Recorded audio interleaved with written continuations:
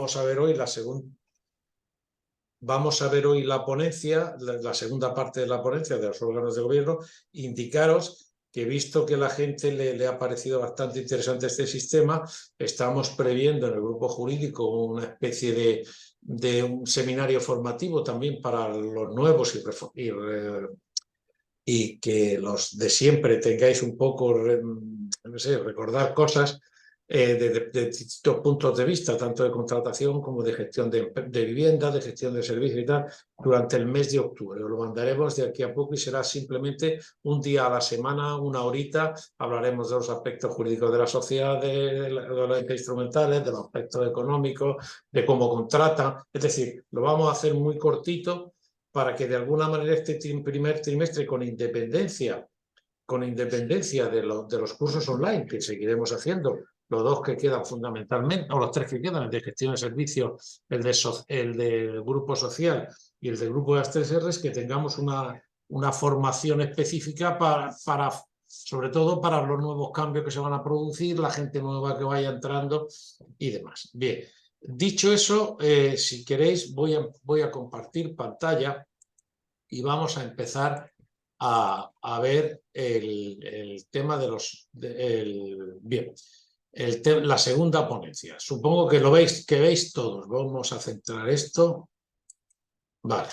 Que ya me han explicado cómo funciona, que el otro día me volvía loco para echar para adelante, para atrás. Bueno, no es que estaba mal el ordenador, es que yo sigo siendo tan burro con la informática como lo era hace tiempo. Bien, entonces, fijaos, en la clase pasada, o la reunión pasada, hablamos de los órganos de gobierno, de los entes instrumentales, pero nos centramos fundamentalmente en los órganos colectivos, fundamentalmente la Junta General y el Consejo de Administración. Bien, ahora vamos a ver. Hemos puesto órganos individuales, pero yo creo que sería más propio hablar de cargos individuales o sujetos intervinientes en la administración de las sociedades. Pero bueno, ya lo veremos. Ahora veremos un poco, pero no lo tengáis así porque probablemente un letrado asesor no se puede considerar un órgano. Pero bueno, perdonar esta licencia que hemos tenido a nivel formativo, pero bueno, de alguna manera para que tengamos una idea clara. Una cosa es lo colectivo, los órganos colectivos, y otra cosa son los cargos y entes individualizados. Bien, ¿qué vamos a ver? Vamos a hacer una pequeña introducción para recordar algunas cosas de la última reunión, que yo creo que es interesante, y bueno, y también por centrar un poco en las individualidades, y luego veremos dos tipos que ahora lo veremos con más detenimiento.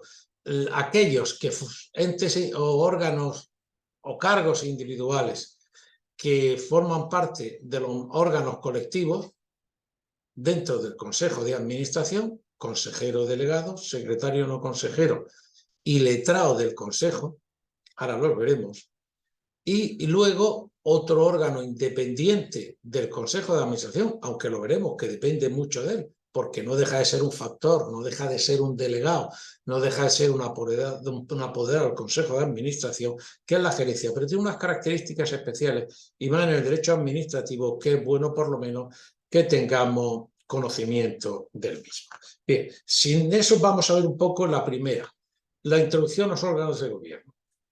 Bien, ya vimos dentro del planteamiento general, lo comentamos, que el reglamento de servicios establecía unas obligaciones y establecía unos órganos de naturaleza fundamentalmente obligatoria, y establecía una serie de limitaciones, como que era la obligatoriedad de los tres órganos, que la Junta General fuera necesariamente el pleno del ayuntamiento, que el Consejo de Administración, que era obligatoria su constitución, y además tendría unas limitaciones muy características de adscripción de las personas, no podían ser más que un tercio político y un número determinado. Y en tercer lugar, que el gerente de la sociedad era necesario su nombramiento. Bien, vimos que con la reforma del 2007, la Ley de Bases de Régimen Local incluyó un párrafo, el artículo 85 ter, donde ya daba una mayor libertad, porque decía que los estatutos determinarán la forma de designación y el funcionamiento de la Junta General y del Consejo de Administración, así como los máximos órganos de dirección de la misma. Fijaos que ya no hablaba de la gerencia,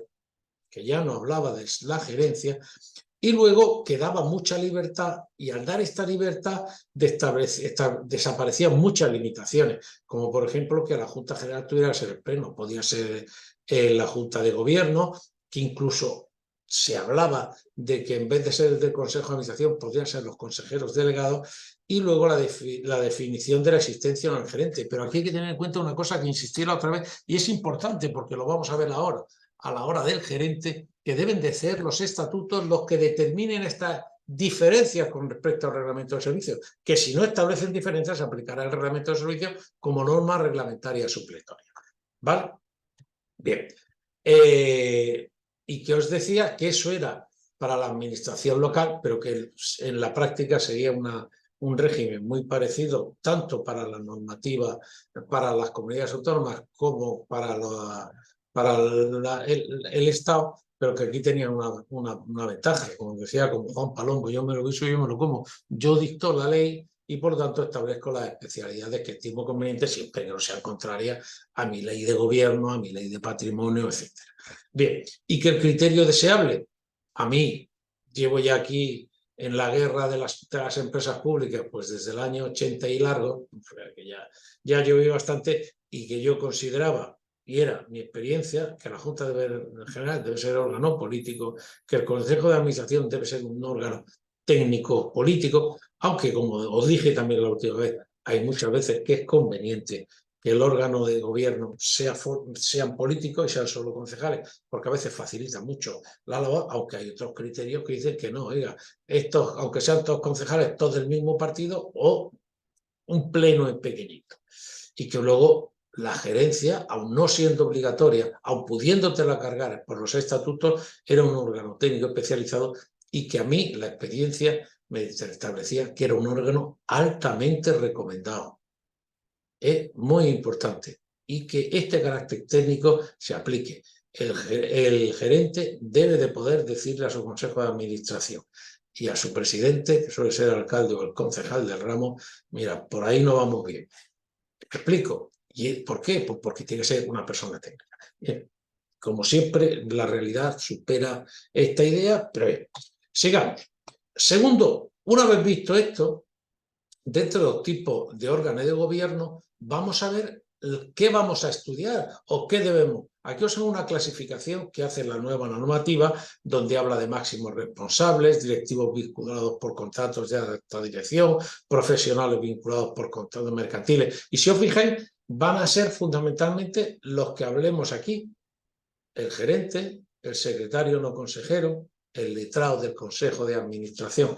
Y centrándonos y haciendo el mismo esquema que ya vimos anteriormente, vimos la Junta General, el Consejo de Administración, los administradores, a veces no hay Consejo de Administración, pero no es normal en nuestras sociedades, podría ser, aunque se discute por algún sector doctrinal, pero lo que nos vamos a centrar fundamentalmente es en el consejero delegado, en el secretario no consejero y en el letrado asesor, que son órganos o cargos o personas individualizadas que depende del Consejo de Administración y la gerencia que dependiendo del Consejo de Administración orgánicamente hay que entenderlo, lo veremos.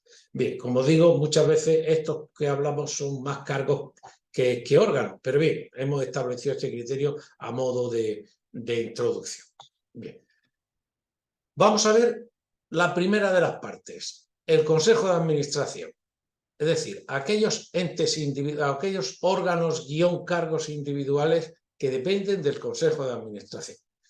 Y fijaos que son una de las cuestiones más problemáticas que tenemos en nuestras sociedades. ¿Por qué? ¿Por qué? Pues porque hay una grave problemática sobre los criterios de selección. Se aplica la ley de contrato, no se aplica la ley de contrato. Luego lo veremos. Mi idea fundamental es que se aplican criterios de publicidad, no concurrencia, no discriminación. pero que no se aplica la ley de contratos sin más. Luego lo veremos, lo matizaré. Es más, como es un tema suficientemente debatido y que muchos de vosotros me habéis comentado y tal, ya os emplazo a de aquí a poco que haremos una pequeña webinar de una horita como ahora, traeremos a registradores, traeremos a expertos administrativos y demás y veremos cómo está funcionando. ¿Por qué? Pues porque da la puñetera casualidad que nosotros tenemos una normativa de contratación que no está transponiendo las directivas europeas y sabéis perfectamente la problemática, seria problemática y las resoluciones muchas veces contradictorias entre los distintos órganos y tribunales de contratación y demás. Es un tema que supongo que se tendrá que arreglar. Tiene muy poco sentido muchas de las cosas. A veces en España matamos moscas a cañonazos. Pero bueno, iremos comentando algo. Pero ya os adelanto que va a ser un tema que vamos a tratar específicamente para intentar por lo menos sacar unas conclusiones. Ya os adelanto que desde mi punto de vista, gran parte de estos órganos o cargos son criterios de confianza, son criterios que están vinculados a órganos directivos y que por lo tanto, igual que como dice la jurisprudencia muchas veces para cesar a los gerentes no hace falta unas condiciones objetivas, sino simplemente porque se ha perdido confianza. Yo entiendo que en justa reciprocidad muchos de los criterios que deben de regir para su selección están también basados en confianza y por lo tanto no tienen esa cuestión. Pero bueno, como digo, lo veremos con un poco de detalle ahora y lo veremos fundamentalmente en esa webinar que vamos a traer con expertos y veremos que nos acrediten, porque ya os digo, muchas veces en este país matamos moscas a cañonazos y transportamos hacemos española la norma europea con unos criterios que a veces los propios europeos se sorprenden. Bien, vamos allá. Vamos a ver el consejero delegado, determinación de esta figura, qué requisitos tiene, contenido, límite y certificado. ¿Por qué el consejero delegado? Porque fijaos, es una de las figuras que tiene más especialidades y que tiene un procedimiento de nombramiento muy particular, tiene un procedimiento muy particular en el que, ya os digo, ya lo veréis, no es fácil, hay que hacer un pequeño, y digo entre comillas, numerito para su nombramiento y que hay registradores que se lo toman muy en serio y te exigen certificaciones y demás, y hay registradores que no lo toman tan en serio, pero que desde mi punto de vista, vamos, los abogados nos pagan por pensar mal, es conveniente que los conozcamos y lo hagamos. Luego incluso os pondré un modelo de certificado donde yo lo he usado alguna vez y se ha escrito sin problema y lo tendréis. Bien, vamos a ver determinación, requisitos, contenido, límites y ese certificado que os digo del consejero. Bien, tenéis ahí el chat, podéis levantarnos mano, cualquiera que tenga alguna pregunta la puede hacer, ¿vale? Y nos irán avisando. Pero yo de momento he venido a desembuchar y desembucho y sigo hablando. Bien, a ver si me deja ahora pasar. Avance. Bien, consejero delegado. Fijaos que el Consejo de Administración pone establecer apoderamientos puntuales, concretos, específicos sin ningún problema, pero la característica del consejero delegado es que se le delegan de forma permanente determinadas facultades del Consejo de Administración. No es un apoderamiento puntual que se puede conferir, es a un miembro del Consejo de Administración que con carácter permanente. Y luego hay otra característica muy importante. No puede actuar como consejero delegado hasta que su nombramiento esté inscrito, que es la excepción a la regla general, esté inscrito en el registro mercantil.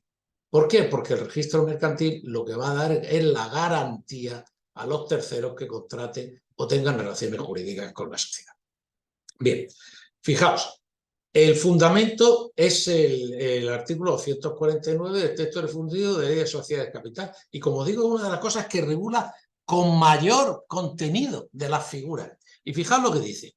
Dice, cuando los estatutos de la sociedad no dispongan lo contrario, perfectamente una sociedad puede considerar que no quiere estar, y más una sociedad municipal que quiera establecer cierta igualdad.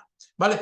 Sí que es verdad que muchas veces y sobre todo cuando el alcalde es el presidente de la sociedad, muchas veces el concejal del ramo se le suele dar la delegación, ¿vale? Pero ya os digo, no es lo habitual ni pasa en todas las sociedades. Y sin perjuicio de la, fijaos, cuando los estatutos de la sociedad no dispusieron lo contrario, y sin perjuicio de los apoderamientos que pueda conferir a cualquier persona, el Consejo de Administración podrá designar de entre sus miembros uno o varios consejeros delegados o comisiones ejecutivas, estableciendo el contenido, los límites y las modalidades de delegación. Luego veremos un poco más con detalle.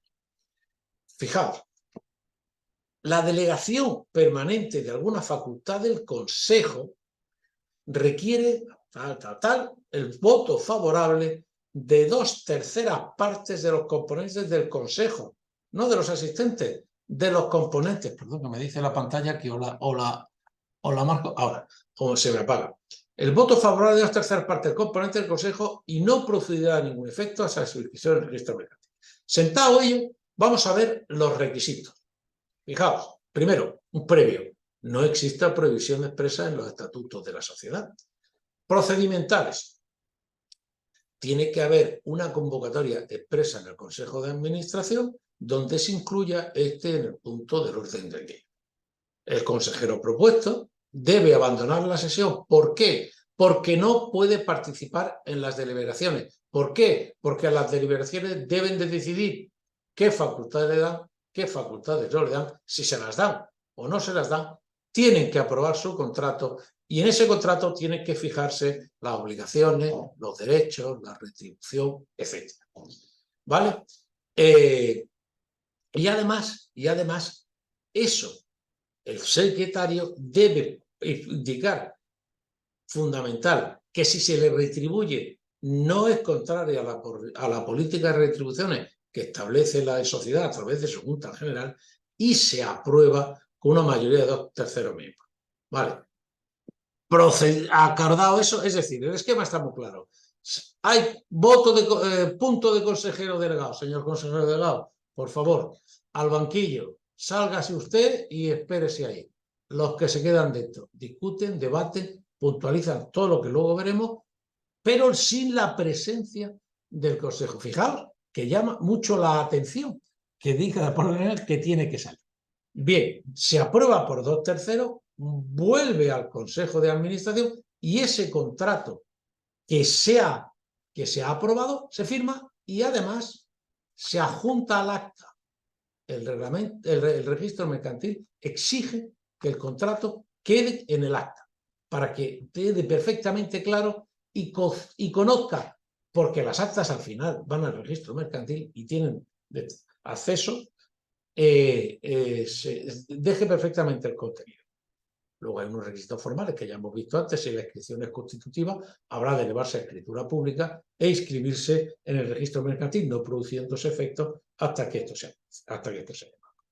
¿Cuál es el contenido que debe de tener el contrato, que es donde se transfiere la voluntad del Consejo de Administración y donde tanto el Consejo de Administración como el consejero delegado concretan y pactan el contenido del mismo? En relación a las facultades hay que dejarlas muy claras. Hay que establecer los límites. Si usted puede contratar hasta tanto, hasta esta cuantía. Si usted puede comprometer, lo veis, las modalidades de la delegación, porque hemos visto, y vuelvo para atrás, que dice, puede conferir a designar entre sus miembros a uno o varios consejeros delegados. Oiga, podemos perfectamente determinar distintos consejeros delegados y decir, estas actividades las tenéis que hacer de consumo, mancomunada, solidariamente, cada uno. ¿Lo veis? Bien. En relación a la retribución, es importante que se ponga la cuantía. Si no se pone cuantía, gratis et amore. Si hay indemnizaciones por despido o por cualquier circunstancia, oiga, amigo, es que esta persona, como asume una especial dedicación y tiene un especial riesgo, pues vamos a ver, seguro o contribución de ahorro, lo que sea. Pero vamos a dejar todo eso muy claro. Y luego, las precisiones que hemos visto. debe ser conforme a la política de retribuciones y no podrá percibir ninguna otra percepción por lo que no esté previsto en el contrato. Por lo tanto, os recomiendo que ese contrato esté muy trabajado, muy estudiado y que si queréis algo, pues pedir un modelo que se os buscará. Bien, requisitos, perdón que me he ido hacia adelante. Los límites. Hay que decir que con independencia de todo lo que hemos visto, hay algunas facultades que la propia ley dice que no pueden delegarse. Son todas estas. Son fundamentalmente las que definen al Consejo de Administración, como la formulación de cuentas, la determinación de las políticas y estrategias, el nombramiento de distribución de consejeros delegados. Es decir, tú no puedes montar del consejero delegado en cascada. Bueno, lo tenéis ahí porque yo creo que esto no es necesario. Bien, fijaos. Dicen que muchas veces, a ver, hay aquí una pregunta.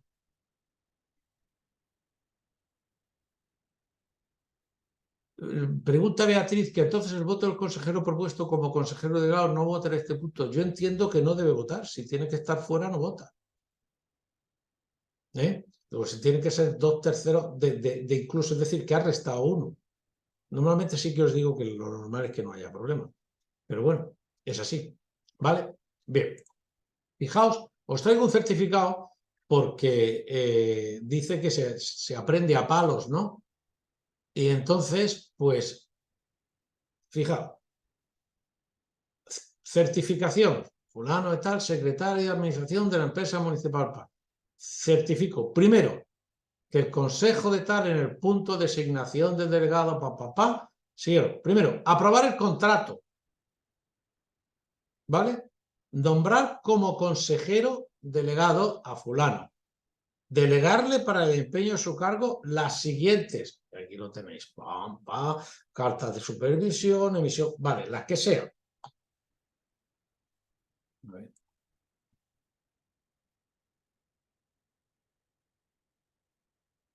Yo siempre utilizo estas fórmulas. Facultar al presidente para la firma del contrato y luego facultar al consejero delegado para las modificaciones puntuales que sean necesarias. Pero no he acabado ahí el certificado. En segundo lugar, que de acuerdo con lo prevenido, artículo 249 del texto del fundido de la ley de verdad, se abstuvo de asistir a la deliberación y no participó en la votación. Que tras la votación se incorporaron del Consejo y aceptó su nombramiento como consejero delegado, que firmó el contrato que previamente fue aprobado por el Consejo de Administración y que el mismo no es contrario a la política general de retribuciones por cuanto no estuviese retribución alguna. En este caso no se establecía, pero da igual. Y se ha incorporado como alejo al acta de la sesión. Y luego dos cosas fundamentales que exigen los registros mercantiles. Que quedó válidamente constituido al dar tantos nombres, apellidos y DNI y que consta que el acta fue. Eso a mí me los han inscrito. Aquí tenéis el modelo si tenéis que hacerlo. Oiga, es que usted está aquí contando. Bueno, de alguna manera lo que yo estoy es reproduciendo exactamente lo que exige el reglamento mercantil y dejándole al registrador claro que el artículo 249 del mercantil se ha cumplido a pie del litere de lo que dice la norma. Aquí en Valencia dicen que lo que abunda no daña.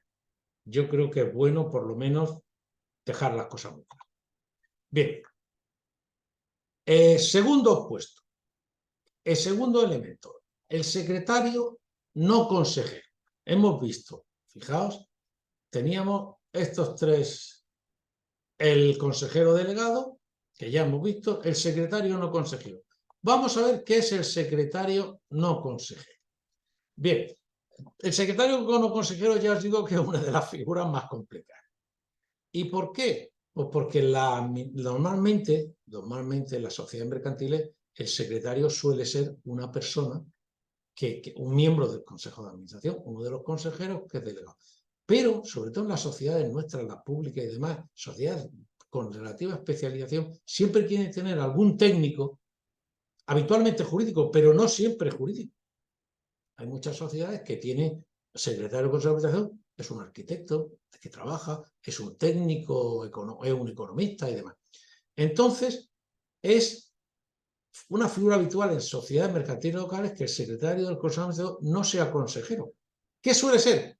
Una profesional liberal, pero como digo, no necesariamente licenciado en Derecho, habitual también de la rama económica, ¿vale? Siempre y cuando esta función no le esté atribuida al secretario de la corporación, que suele ser el habitual de la Junta General. Fijaos que en nuestras sociedades se da una cosa muy particular, y es algo que a veces en los registros mercantiles y en las notarías les llama la atención. Es que el secretario de la sociedad es el secretario del Consejo de Administración, que suele ser el secretario de la Junta General, pero en nuestro caso no. Como aplicamos la normativa administrativa, el secretario de la Junta General suele ser el secretario de ayuntamiento. Pero el que tiene que certificar todo, creo que ya lo conté la última vez. Cuando yo empecé en la Generalidad Valenciana, el registrador mercantil, los certificados que emitía, porque la Junta General era el pleno del Consejo, es decir, el gobierno valenciano. No valían los certificados del secretario del gobierno, valían los certificados del secretario de la sociedad, que era el secretario del Consejo de Administración. ¿Y qué se suele hacer los que hemos sido secretarios de consejos de administración de sociedades mercantiles? Pues muchas veces certificamos. Yo suelo utilizar la fórmula siguiente. Como secretario no consejero certifico que de acuerdo con la certificación emitida por el secretario de la corporación municipal, el secretario de la Junta General de la sociedad, que es el pleno del ayuntamiento, de alguna manera tú lo que estás diciendo es que estás estás certificando en base a una certificación previa que es el secretario en lo que dice la norma, ¿vale? Bien, entonces, por eso digo que se nos da esa paradoja de que muchas veces tenemos un secretario del Consejo y un secretario de Junta General, lo que no pasa en las sociedades mercantiles.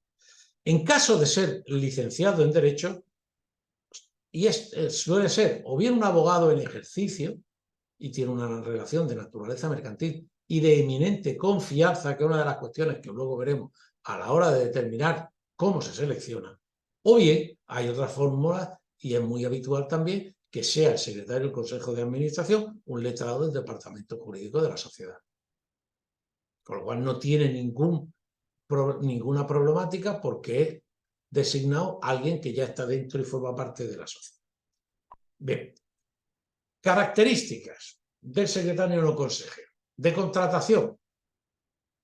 En el caso de ser un profesional liberal, no como hemos visto un contrato laboral por ser un empleado de la empresa, es un profesional liberal de confianza, generalmente del presidente del Consejo de Administración.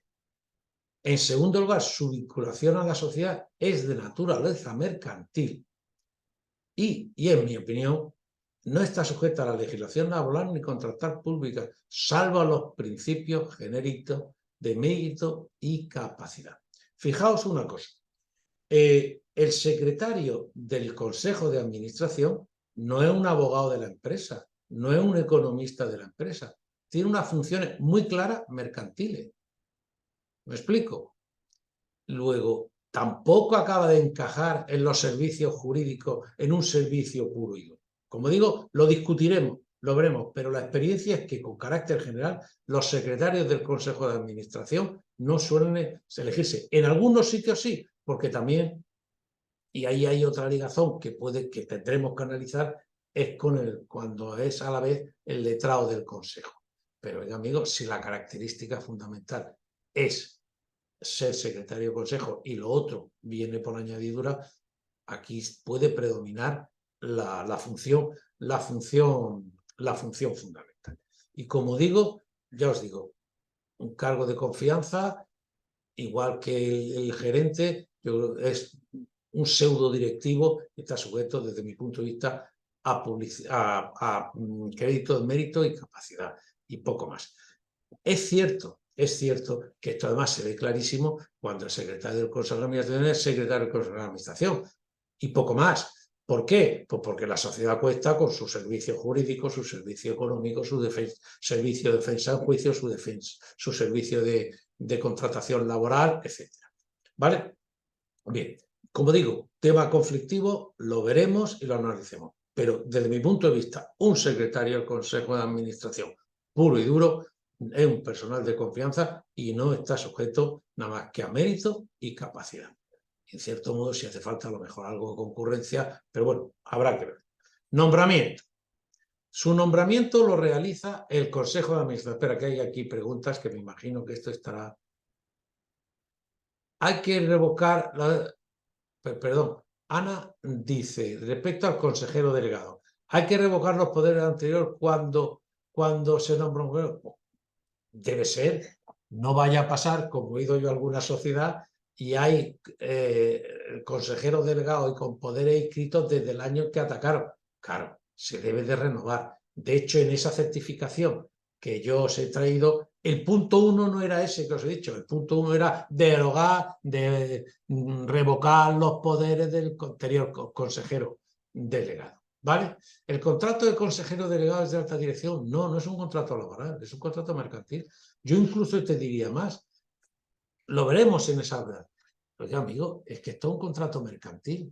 Sí, pero ¿qué es un contrato? El concurso de la oferta de aceptación entre la cosa y causa que ha de constituir el contrato. Y es un contrato meramente consensual. Cuando un consejo de administración nombra a un secretario consejero, le dice sus retribuciones, le dice que sus obligaciones son las establecidas en la ley, y la ley exige que se comparezca y se acepte expresamente, y esa aceptación expresa coste en acta y coste en el certificado, yo entiendo que mercantilmente es un contrato perfectamente aceptable. ¿Vale? Cuanto a la retribución, puede ser dieta, al igual, yo entiendo que sí, entiendo que no habría ningún problema que pudiera ser la misma, no deja de ser un miembro del Consejo de Administración. A ver, que estamos aquí, vale, Isabel Llanos. Cuando la consejera delegada es un miembro de la Junta, es decir, la concejala también se debe realizar un contrato, no es un acuerdo de la Junta, volvemos a lo mismo. Vamos a ver, ¿qué es un contrato? El contrato es un negocio jurídico bilateral de contenido económico patrimonial y una de las características esenciales es que es consensual. Y si hay una oferta, oiga, usted se le nombra, se le designa y usted acepta, y esa aceptación no es algo baladí, sino es algo que expresa y debe inscribirse en el registro mercantil, yo entiendo que no habría que hacer un contrato específico, sino que hay un acuerdo de voluntarios, un negocio jurídico perfectamente válido. Pero como digo, lo veremos eso con más detalle, pero yo entiendo que no hace falta. ¿Vale? Seguimos. El nombramiento. Vale. Nombramiento se realiza por el Consejo de Administración, debe constar expresamente su aceptación, es que si no consta el registro no te lo acepta. Formalizado en instrumento público e inscrito en el registro mercantil. Y por esa característica de confianza puede ser cesado en cualquier momento, no teniendo derecho a indemnización alguna, salvo que se hubiera pactado expresamente. ¿Por qué? Porque se puede pactar expresamente que si esta persona tiene una especial dedicación y ha iniciado una serie de procedimientos y ha iniciado una serie de circunstancias y se corta en un momento determinado, se puede decir, bueno, pues se le indemniza de esta manera. Pero todo eso hay que hacerlo en el acuerdo, hay que justificarlo y demás. Vinculación. Fijaos lo que os decíamos, aun cuando no existe un contrato fijo y en virtud de su carácter no formalista de derecho mercantil, se encuentra perfectamente vinculada a la sociedad por el nombramiento, por la legislación y por lo que deja claras las obligaciones y los derechos y por su aceptación expresa. El régimen de responsabilidad, hay que decir que si es no consejero, si es un miembro no consejero, las responsabilidades son las propias de su cargo, no es un responsable más del Consejo de Administración, no tiene la misma responsabilidad. Tendrá sus responsabilidades si no ha informado, si no ha advertido de ilegalidad, lo que sea, será una responsabilidad profesional, pero no es la responsabilidad de miembro del Consejo de Administración. Seguimos. Funciones. Fundamentalmente mercantiles y de control de legalidad. Mercantiles es el fedatario del Consejo de Administración y en su caso de la Junta General. Ya os digo, yo he visto certificados del Consejo del Secretario de Gobierno de un gobierno autonómico rechazados por el registro mercantil porque aunque sea secretario de la Junta General no es el secretario del Consejo de Administración, que es el que tiene facultades certificantes. En teoría tiene que confeccionar el orden del día y revisar y preparar la documentación, y luego además levanta el acta certificando los acuerdos que sean necesarios. Aquí tenéis el certificado, y luego lo habitual es que muchas veces acompañe al presidente cuando hay que elevar a público los certificados. ¿Vale? Bien, control de legalidad. Asesoran a todas las cuestiones, son requeridas previamente y debe aceptar los distintos. Y luego hay un tema específico. Hay un tema específico muy típico del secretario del Consejo de Administración, y es que cuando viene algún encargo a medio propio, es el que suele hablarlo y suele hablar con el otro secretario, que es el de la Junta General. ¿Por qué? Porque si viene un encargo a medio propio, suele venir por el Pleno y suele tener que ser aceptado por el Consejo de Administración. Entonces hay una relación bastante fluida normalmente entre el secretario del ayuntamiento, que además es lo razonable. Yo sé decir que he sido secretario en varias empresas, es secretario no consejero en varias empresas mercantiles, y yo con el secretario me he solido llevar muy bien. ¿Bien? De esta manera hay ejemplos para todos. Bien. Siguiente tema que tenemos que tratar. A ver cómo vamos de tiempo. Bien, nos quedan 20 minutos. Bien, letrado asesor. Bueno, el letrado asesor sí que es una figura mercantil que debe proveerse tanto a las sociedades públicas como a las privadas que reúnan unas circunstancias específicas. Muchas veces es fundamental el caso de que el secretario no consejero no reúna la legalidad, la cualidad de letrado, porque su control de legalidad puede ser bastante conflictivo. Sí que es cierto que la ley te dice que cuando algún consejero, el secretario y demás sea letrado, sea abogado, puede suplir. ¿Vale? La normativa reguladora es antigua, pero está en vigor, tenéis ahí. ¿Y qué nos dice? Perdón, vamos a ver cuándo es obligatorio y luego volveré. Las funciones del letrado, vamos a ver, las características de la relación del letrado es que es una relación exclusivamente profesional, que su asesoramiento no es una función personalísima. ¿Por qué? Porque puede dar lugar a una enfermedad, puede ser perfectamente sustituido, no podrá desempeñar, la ley establece que no puede desempeñar la función más de 5 sociedades, deberá pertenecer como ejerciente al colegio de abogados donde la sociedad tenga su domicilio, donde se desenvuelva sus actividades, salvo que expresamente se prevea otra cosa, y debe inscribirse en un registro del colegio de abogados correspondiente. ¿Vale? Bien, las funciones: asesora sobre la legalidad, su figura es obligatoria en las mercantiles domiciliadas de España. Luego hay otras especialidades que los tenéis en la circular, porque todo esto está más desarrollado en la circular que tenéis, en la circular 2, especial 2. Su capital sea igual o superior a 300.000 euros. Su volumen normal de negocio acude a la cifra de 601.012,10 euros. Y la plantilla de su personal fijo supere los 50 trabajadores. ¿Vale? Hay que decir una cosa, y es muy típico: oiga, es que esto parece que esto está pensado para sociedades grandes, sí, pero es que nuestras sociedades, a poco que tengamos una actividad relativamente normal. A ver, ¿me podéis enviar las circulares? Sí, Gemma, no te preocupes. Estarán en la documentación donde tengáis acceso a todo esto. Ya os daremos un contacto, ¿vale?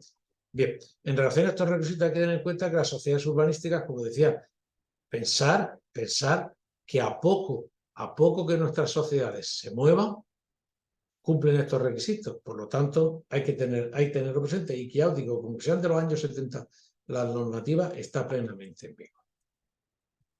Bien, visto eso, vamos a centrarnos en uno de los aspectos, para mí, esenciales y fundamentales de las sociedades públicas locales. Yo, cuando he tenido cientos de veces que me ha venido el secretario, el interventor, un concejal, el alcalde, a contarme que quieren montar una sociedad pública o que tiene una sociedad pública inactiva y que quieren ponerla en marcha. Yo les digo, señores, la figura esencial y fundamental es la gerencia. La gerencia es un elemento técnico esencial. Y fijaos, lo razonable es que se mantenga con independencia del color político de la corporación que la ha nombrado. Y de hecho, hasta hace bien poco eso no es lo habitual. Y es verdad que últimamente, con las trazas que están llevando la política moderna, eso cada vez es menos, cada vez caen más gerentes por cambio de alcalde. Para mí, desde luego, es un absoluto error. Es un absoluto error. Pero bueno, también es un absoluto error muchas veces por donde vamos en criterios actualmente. Bien, pero vamos a ver esta figura que para mí es esencial y que si a mí me tuvieran que decir qué es lo esencial de una sociedad, para que una sociedad funcione, yo diría un buen gerente-gerenta. ¿Me explico? ¿Qué suele ser? De todo tipo. Abogados, economistas, arquitectos, aparejadores o ingenieros técnicos. Yo conocí una sociedad que su gerente era un secretario de juzgado y os he de decir que era una maravilla cómo funcionaba aquel. ¿Me explico? No hace falta que sea una, pero que sea alguien técnico en ese sentido, profesional, y que tenga ciertos conocimientos. Bien, vamos a ver la determinación del concepto. A ver, otra pregunta. Vamos a ver. En caso de ser necesario por cumplir los requisitos, ¿debe ser un letrado del departamento público? Puede ser perfectamente, Ana. De hecho, en muchas sociedades es lo habitual, que sea un letrado o que incluso sea el secretario del ayuntamiento. ¿Vale? Quiero decir, es perfectamente posible. Y es muy razonable que sea un miembro de la propia empresa. ¿Vale? Bien, vamos a ver la determinación de la figura, las características, cómo entiendo yo que se debe seleccionar al gerente, cuál es el tipo, la retribución y la extinción de la relación. Y lo vamos a hacer rápido porque yo creo que este es algo de lo más conocido. Bien, determinación, órgano eminentemente técnico y cargo de confianza del Consejo. En los gerentes, en el derecho mercantil, se suelen llamar apoderado general o factor del Consejo. Y es un directivo de acuerdo con la legislación administrativa nueva. Su carácter, tradicionalmente, como digo, un órgano obligatorio, pero en la actualidad solamente es necesario solamente no es necesario si los estatutos no lo prevén. Porque aun cuando los estatutos no lo prevean, si lo acuerdan los órganos de gobierno o un consejo de administración, perfectamente podría ser posible. Lo único que sí que dice la norma es que considerar los estatutos lo que lo determine. Hay un tema fundamental, ya lo he dicho antes, que el reglamento de servicios lo prevé un órgano obligatorio y si los estatutos no dicen nada, hay una tendencia de la doctrina a considerar que si no dicen nada los estatutos hay que aplicar como criterio supletorio el del reglamento y por lo tanto debe de haber. ¿Vale? Pero en caso de ausencia, precisamente yo entiendo que habría que justificar, aunque es una opinión. ¿Vale? Y como digo, es un elemento altamente recomendable. Las características generales con la legislación administrativa es un órgano social, su designación corresponde al Consejo, es un órgano único, ha habido veces que han intentado hacer gerente, eso no lo veo yo, y yo creo que legalmente tampoco está muy claro. Es un órgano de carácter técnico y está vinculado por un contrato de alta dirección, que eso luego va a fijar, siempre va a fijar su situación jurídico-laboral. Hay que decir una cosa, que es muy habitual en nuestras sociedades, que los gerentes lleguen por promoción interna y que esa promoción interna pasen de un contrato ordinario aunque no se formalice el contrato de esta dirección. Hay alguna jurisprudencia que dice que el régimen jurídico hay que tener en cuenta durante el tiempo que no han sido gerentes es un régimen ordinario y luego tal. Y las indemnizaciones y demás o demás circunstancias tener en cuenta el régimen de uno o de otro. Facultades de gerencia. Aquí os he puesto lo que suelen ser a través de los factores, a través de los de poderes que tenemos aquí de muchos de los gerentes, ¿vale? Lo tenéis aquí. No voy a entrar porque no es, pero yo destacaría llevar la firma, ser el representante de cara al exterior, ser el jefe de personal y el que dirige de cara al interior. Bien, selección del gerente. Yo entiendo que es una figura de confianza. No voy, es verdad que para el decreto del Estado, el contrato de acta dirección, el contrato es un contrato de confianza. Al ser un contrato de confianza, yo entiendo que igual que libremente se puede prescindir y lo típico para despedir a un gerente es pérdida de confianza, la selección debe hacerse en base a confianza. Sí que es verdad que ahora veremos, porque incluso aquí, como veis, el Tribunal Constitucional ha hablado que la misma libertad que hay para designar hay para distinguir. Bien, en los criterios de selección en el sector público estatal, el personal directivo habla que en el artículo 13.2 su designación, principios de mérito y capacidad y a criterio de idoneidad y se le dará acabamiento a un procedimiento que garantice la publicidad y concurrencia. Esto no es aplicable literalmente al carácter del sector público legal autonómico, salvo aquella legislación autonómica, que por lo tanto se aplican unos principios de publicidad, unos principios genéricos, que lo tenéis ahí en la disposición adicional primera, pero artículos 52, 53 y 4. ¿Y el resultado de eso cuál es? Pues que debe ser seleccionando criterios de idoneidad, mérito y capacidad designado acreditada con elementos objetivos. Es que he puesto el gerente de una empresa municipal, pues sí, lo he puesto a un señor que lo que viene es de una guardería infantil. Oiga. Igualdad, invitar a algunos, pero no es necesaria una convocatoria pública al tratarse de una relación de confianza. Esos criterios de igualdad. De todas maneras, como digo, no he querido profundizar en esto porque vamos a hacer una de estas con personas de conocido prestigio que nos van a contar un poco. ¿Cuál es? Pues que se nombra normalmente por el Consejo de Administración, por la conclusión, y que siempre y cuando se cumplan ciertos criterios de igualdad. Pero una selección con varios, se invitan a varios, pero no estamos en una convocatoria de oposición o de una convocatoria de una selección pública como si fuese como determinado, como el personal laboral. Sí, ¿verdad? Que siempre hay que garantizar y acreditar los criterios de mérito y capacidad. ¿Cuál es el tipo? A ver, perdón, que tenemos aquí preguntas. ¿La obligación del elector cero se produce cuando se cumplen de forma simultánea los requisitos de volumen de negocio? Sí, yo entiendo que sí. Quiere decir que se puede hacer una designación directa del gerente sin ningún procedimiento. Yo entiendo que por lo menos algún criterio de selección, por lo menos alguna acreditación debería hacerse.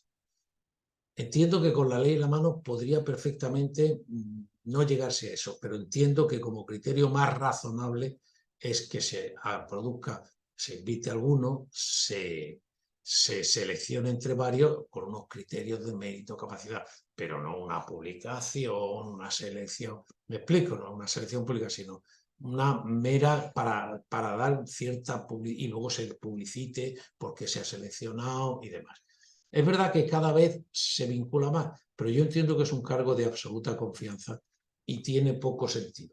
Porque luego también, si como ha dicho el Tribunal Constitucional, lo puedo cesar cuando quiera, ¿qué sentido tiene que lo seleccione de una manera para luego cesarlo? Ya os digo, hay muchas dudas sobre estos criterios. Yo creo que la menor duda es la del gerente, que yo entiendo que con acreditar méritos, capacidad, méritos de capacidad, de capacidad y de idoneidad, valdría. Pero sí que es bueno de alguna manera establecer algún criterio para respetar criterios de igualdad y buscar 2 o 3 candidatos y hacer una pequeña selección. Elementos esenciales del contrato de acreditación, según el decreto, la forma de ser por escrito, la duración de ser expresamente fijada por las partes. Ahora bien, es cierto, como veremos luego, que se puede extinguir perfectamente por voluntad, por el caso de pérdida de confianza y la indemnización es muy baja. no se debe de fixar, si se entiende que no se fija un plazo, se entenderá por tiempo indefinido. Acordaos que nos comentaba alguna compañera vuestra que se vinculaba al nombramiento del condeo y que cada 4 años. Eso tiene verdaderamente poco sentido, porque lo que tiene que dar cierta continuidad, aunque luego se le pudiera cesar por pérdida de confianza.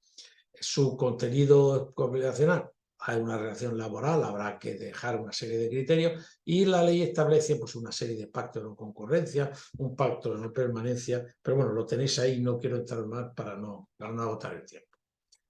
Bien, la retribución.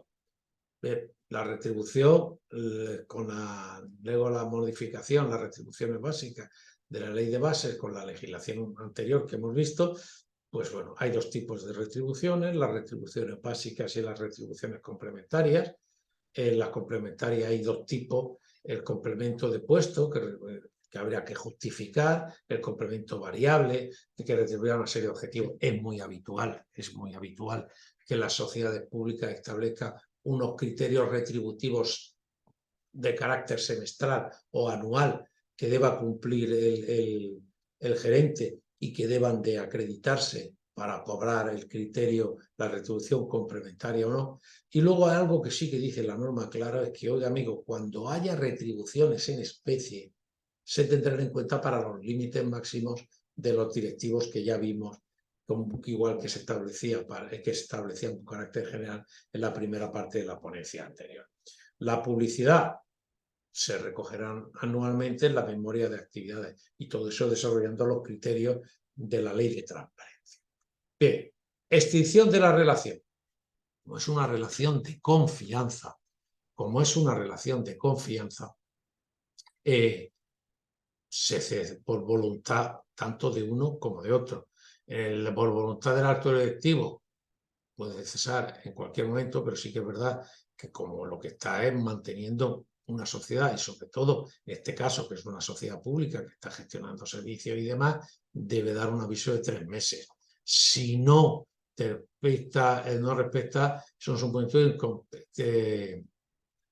un incumplimiento contractual. Y en caso contrario, el empresario tiene derecho a ser indemnizado. Digamos, usted no ha cumplido y demás. Las causas especiales, sí que es verdad que se permiten unas causas especiales de cese con derecho a las indemnizaciones, no como en los supuestos anteriores, y en su defecto a las fijadas, que ahora las veremos, cuando se modifiquen las condiciones, por falta de retraso, incumplimiento de contractores, sucesión de empresa y que los nuevos que vengan no sean del agrado del directivo. Bien, si es por extinción de la voluntad del empresario, lo habitual es por pérdida de confianza. Se le ha de indicar, hay que decir que el preaviso establecido era el mismo, el de los 3 meses para estos cargos, ahora se ha reducido a 15 días naturales y que antes se establecían unas indemnizaciones muy claras, pero la ley de 3/2012 se limitaron muchísimo, porque sí que es verdad que tradicionalmente se traían directivos del sector privado al sector público, se le fijaban unas grandes indemnizaciones, eso dio lugar a graves problemas y bueno, se suprimieron. Yo no tengo, está por ley, lo dicen, pero yo no tengo muy claro que eso beneficia al sector público. Muchas veces se intentan fichar directivos del sector privado te dicen que no, que en cualquier caso me cesa y no vale. Bien, la indemnización por extinción es 7 días por año de servicio, con un límite máximo de 6 mensualidades. Imaginaos que yo con estas condiciones me quiero traer un directivo de una empresa privada que esté ganando un buen dinero y que tiene derecho a unas altas indemnizaciones, como lo habitual, que era un año de retribución. Malamente me lo voy a traer. Tenéis ahí el cálculo y que sí que hay una excepción. Y es que cuando no se indemnizará cuando el que se trate el personal, el gerente, sea un funcionario de carrera y tenga reserva de puesto de trabajo, porque usted es un puesto de trabajo y no tiene derecho a la indemnización. Lo que sí que dejará de clara es que si se me echa como gerente, yo no tengo derecho a integrarme en la estructura de la administración de que depende. Bien, y con esto hemos respetado, me he pasado un minuto del horario establecido. Bueno, ahora si queréis tenemos, ya os digo, tenéis las circulares, la una, no sé si se ve con la, me lo pondré delante, la 1 y la 2, que sean a los miembros de AWS ya los se tienen, pero bueno, que se mandarán o se dejarán en un sitio, en un enlace donde vosotros las podáis recibir. Y bueno, como siempre acabo, entrar en el Observatorio de la Gestión Pública, que están las circulares, que están muchísimas más cosas de las que hemos dicho y que podéis. Y deciros, no os preocupéis, sé que el tema de la selección, tanto del letrado como del gerente, como del consejero delegado, es un tema conflictivo, y más porque estamos transponiendo la directiva europea de una manera muy particular en el derecho español, y porque además yo creo que beneficia mucho a las grandes corporaciones que se pueden llevar los concursos y que luego, bueno, tienen el cumplimiento que tienen. ¿Vale? Bien. Hay una pregunta, Enrique, de Beatriz.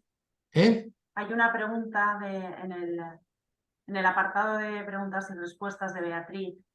De Beatriz. Que quiere saber, dice que llevan algún tiempo sin gerente, que la figura sí que está prevista en los estatutos, ¿vale? Que será designado por el Consejo de Administración, pero que llevan tiempo sin gerente. Vamos a ver. ¿La empresa no está cumpliendo la legalidad? Pues vamos a ver, Beatriz. Los estatutos son los que mandan y los que obligan a los administradores a hacer cosas. Si está en la ley y no lo tienen, yo entiendo que están incumpliendo lo que deben de cumplir. ¿Por qué? Porque los estatutos es la ley básica y fundamental de la sociedad. ¿Qué responsabilidad puede dar eso? Pues yo creo que en principio ninguna, pero sí que es cierto que se puede plantear problemas en la Junta General, puede plantearle problemas, y además que si hubiese algún problema derivado de eso, sí que los miembros del Consejo de Administración, como decía la vez pasada, tienen una responsabilidad personal y patrimonial individual y pueden tener ciertos problemas. ¿Vale? Bien, ¿hay manos levantadas?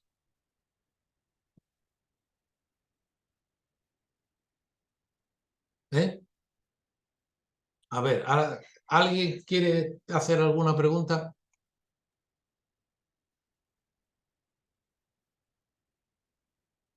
A ver, preguntas y respuestas. ¿Podéis facilitar el modelo de contrato de consejero delegado? Bien, Rosa, podríamos montar un modelo, pero atender eso es una estructura relativamente vacía. Yo te mandaré un modelo, pero el contenido lo tenéis que fijar. Pero bueno, no os preocupéis que os mandaré un modelo. Más cosas.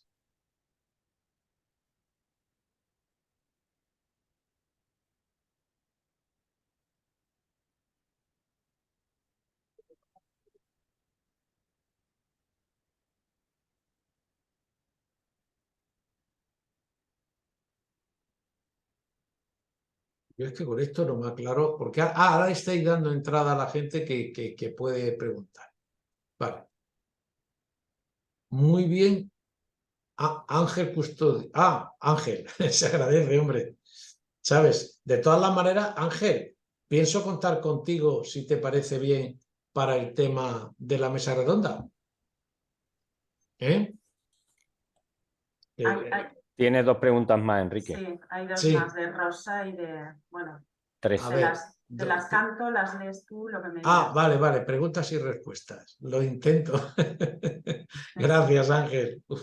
Un abrazo. A ver, Rosa, ¿el gerente de la podía ser secretario, no consejero?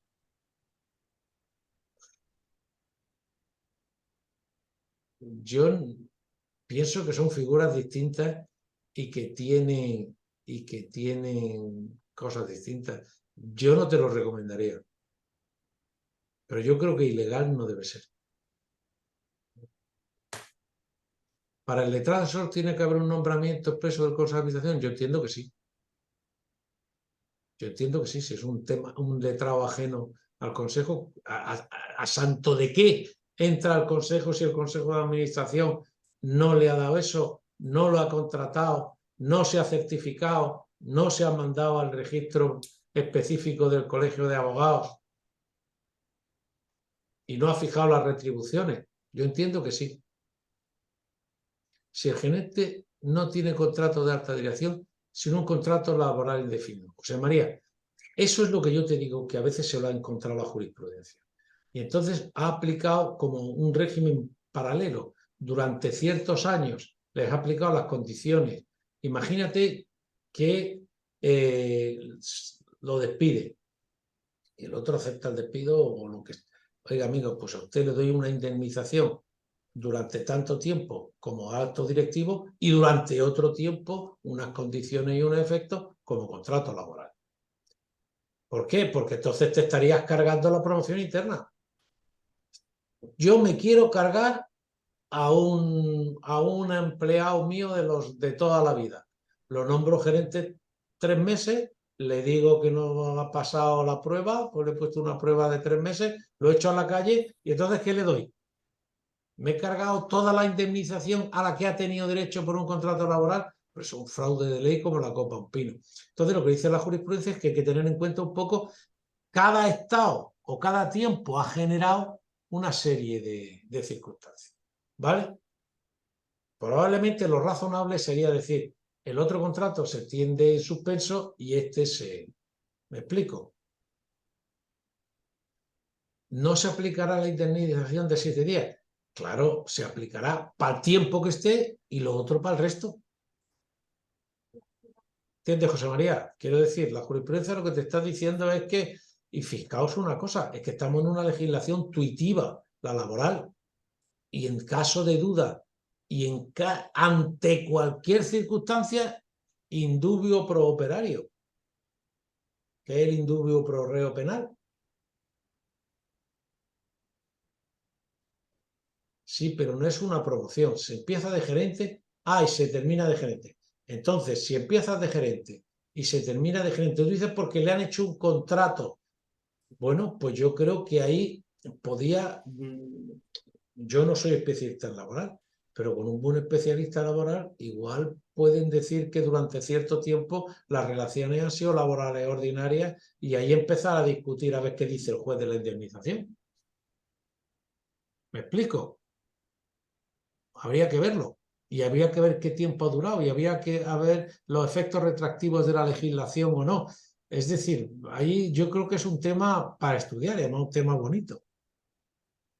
Si quieres lo hablamos con tranquilidad, llámame y lo hablamos con tranquilidad.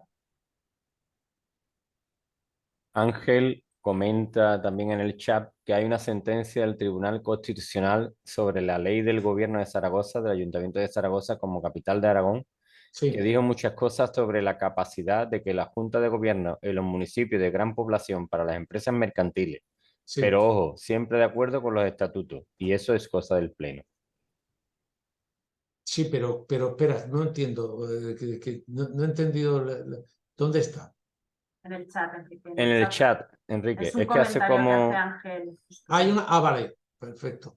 Hay una sentencia del Tribunal Constitucional sobre la Ley de Gobierno de Zaragoza, como capital de Aragón, que dio muchas cosas sobre la capacidad de la Junta de Gobierno en los municipios de gran población para las empresas mercantiles. Pero ojo, siempre de acuerdo, claro, efectivamente, porque con arreglo a la legislación de grandes ciudades, el Pleno no tiene por qué ser la Junta General, sino la Junta de Gobierno. Claro, eso es lo que ellos decían antes. Pero oye, haznosla llegar y la circulamos, ¿te parece? Y lo vemos. Lo bueno, Ángel, es que en esto tengamos, vale, ok, perfecto. Si esto, lo bueno del derecho y más este tipo de derecho tan específico y tan limitado, es que se produce por sedimentación.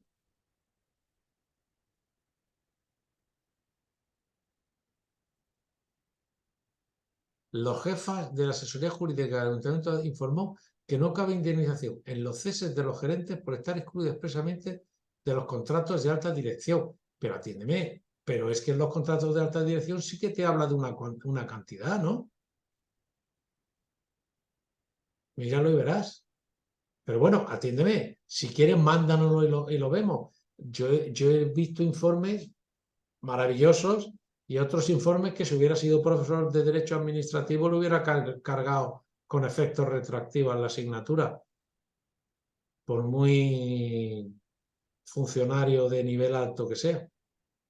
Pero bueno, es un criterio personal, ¿eh? Ojo. Pero mándalo, Cristina, que puede ser interesante.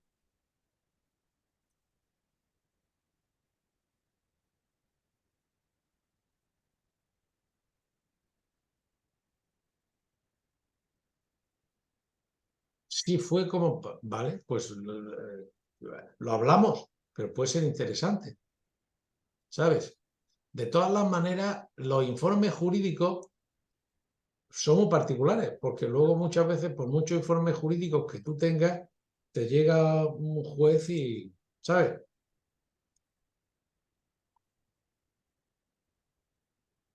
Pero también os he de decir una cosa sobre el tema de las sentencias. Las sentencias. El Código Civil dice en el artículo 1.5 que la jurisprudencia complementará el ordenamiento jurídico con las resoluciones que de modo reiterado dicte el Tribunal Supremo. Quiero decir que una nube no hace primavera, no sé si me explico. Muchas veces la sentencia es lo que os decía el otro día de la composición de los miembros de los órganos de los consejos de administración. Toda la vida se ha entendido lo contrario, nunca había problema y había un juez de lo contencioso que ha dicho lo contrario. Bien, yo soy juez de lo contencioso de otro juzgado y la puedo tener en cuenta o no tener en cuenta. Otra cosa es que fuesen varias sentencias del Tribunal Supremo y yo, como juez, sí que tengo que tener en cuenta esa interpretación, pero de otro juzgado de lo contencioso, no. Eso tengámoslo en cuenta, porque si no, cualquier decisión de un juez vincularía al resto. Otra cosa, ya os digo, es el Tribunal Supremo, porque lo deja perfectamente claro. La jurisprudencia complementará el ordenamiento jurídico con las resoluciones que de modo reiterado establezca el Tribunal Supremo al interpretar y aplicar la ley, la costumbre y los principios generales del derecho.